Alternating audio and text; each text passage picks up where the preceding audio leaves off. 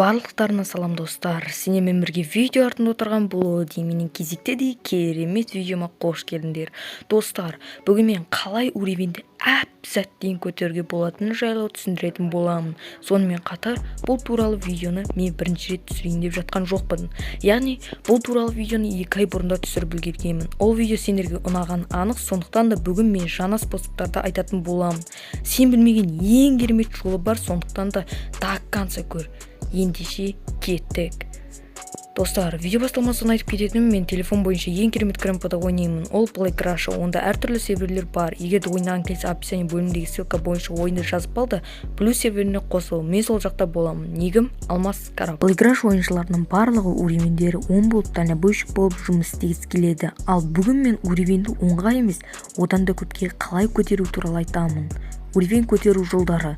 Бірінші жолы, ойында 2-3-4 сағат отыру.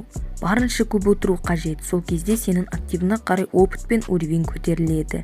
Ал екінші жолы белгіленген организацияға орналасып, яғни ГТРК, рейтім, ОПГ, армия, УМВД, ГИБДД деген секілді жұмыс орындарына орналасып, зарплата алу. Зарплатаны ровно уақытында, мысалы 11:00 деген секілді уақытта аласыңдар. Сол кезде опыттарың көтеріледі. Үшінші жолына келетін болсақ, квесттің барлығын орындау қажет. Үй ал десе, үй алып заданияларын орындау қажет. Бұған опыт көтеріледі. Сонымен төртінші ең годный жол. Ал көп созбай айтайын. Уровенің тез көтерілсін десем, бірақ көп сағат ойнай алмасан, Play Crush'да ұйқыға кетулеріне болады. Яғни, белгілі бір квартираға немесе подъезге аним қолданып ұйықтау. Ары қарай өз шаруаларыңды бітіре бересіңдер. Бірақ ескертіп кетейін, бұған администраторлар кек беруі немесе бан беруі мүмкін.